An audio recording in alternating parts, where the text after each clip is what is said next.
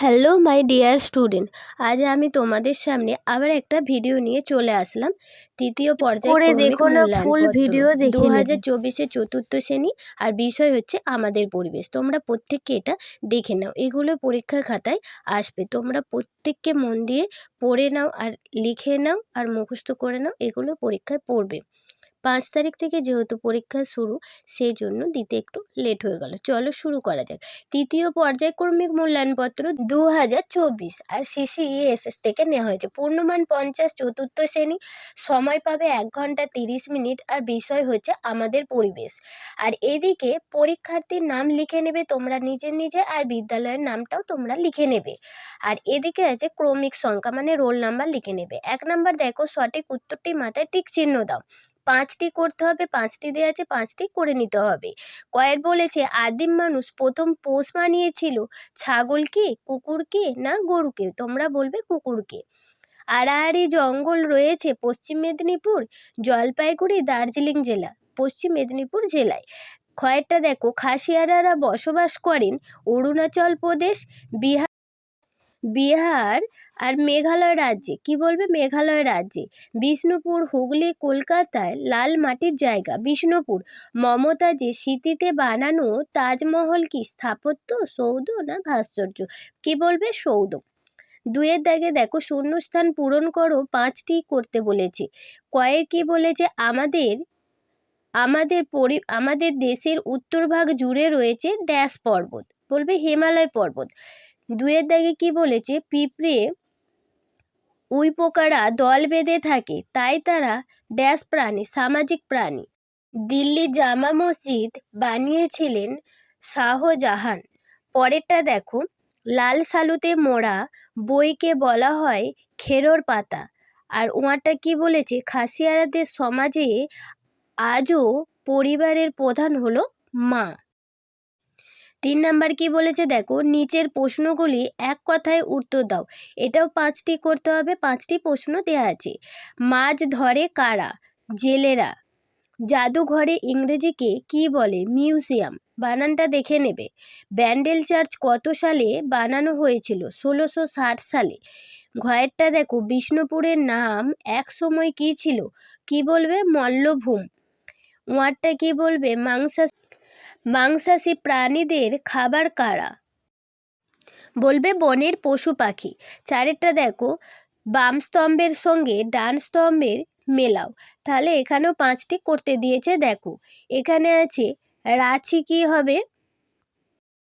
এখানে দেখো রাঁচি, তার সাথে কি হবে? তার সাথে বিরসা মুন্ডা মিউজিয়াম বলবে। ক্ষয়েরটা বলবে দার্জিলিংয়ের কালিম্পং লেপচা মিউজিয়াম। গয়েরটা বলবে উত্তর 24 পরগনা ব্যারাকপুর গান্ধী স্মারক গ্রহণশালা। তারপর ঘয়েরটা বলবে কলকাতা ঠাকুরপুকুর হবে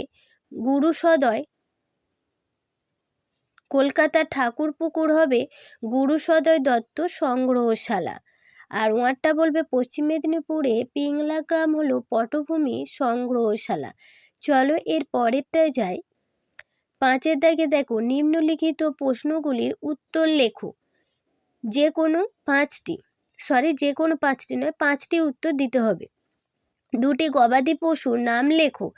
গরু, ছাগল ও ভেড়া, বা গরু ছাগল লিখতে পারো, বা ছাগল গরু লিখতে পারো, বা ছাগল ভেড়া লিখতে পারো। যাযাবর কাদের বলা হয়? যারা খাবারের সন্ধানে এক স্থান থেকে অন্য স্থানে ঘুরে বেড়ায়, তাদেরকে যাযাবর বলা হয়। গয়েরটা দেখো, বিশ্বনয় কাদের বলে? জ্ঞানী ব্যক্তি। জামবাজি শিশুরা 29টা উপদেশ মেনে চলতো, তাই তাদের বিশ্বনয় বলা হয়। চলো তার পরেরটা দেখো, পরের পাতায় যাওয়া যাক। তোমরা প্রত্যেককে এগুলো ভালো করে পড়ে নেবে, আর তার সাথে উত্তরও দিয়ে দিয়েছি, কোনো রকম অসুবিধা হবে না। দেখো পরেরটা কি বলেছে 5-এর দাগে, সংস্কৃতি কি?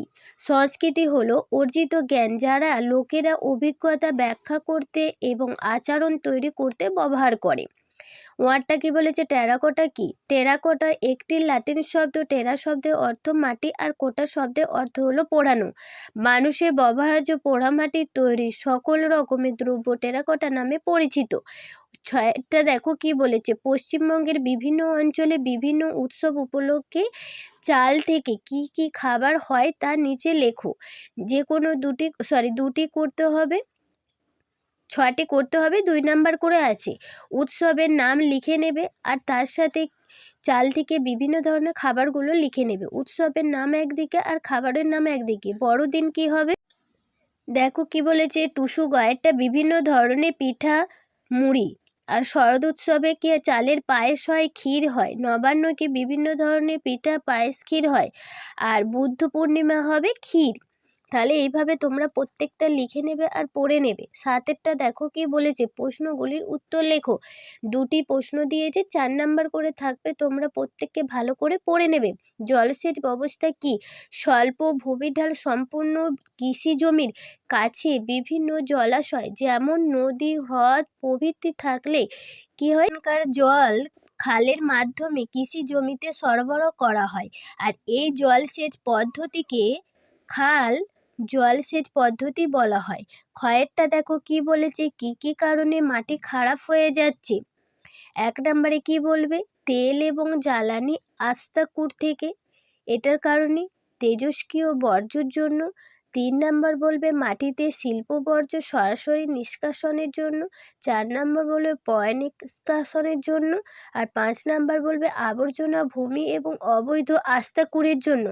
6 নাম্বার বলবে কয়লা ছাই। 7 নাম্বার বলবে ইলেকট্রনিক বর্জ্য থেকে। 8 নাম্বার বলবে প্রচুর পরিমাণে বিষাক্ত উৎপাদন ধারণকারী শিল্প দ্বারা দায়িত্ব। এগুলো তোমরা প্রত্যেককে যে কোনো 4টি 5টি করে লিখে নেবে, তাহলে ফুল মার্কস পেয়ে যাবে।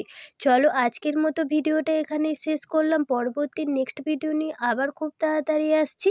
আজকের মতো এখানে ভিডিওটা শেষ করলাম। ততক্ষণ পর্যন্ত তোমরা সুস্থ থেকো, ভালো থেকো আর ভালো করে পরীক্ষায় পড়ে নেবে।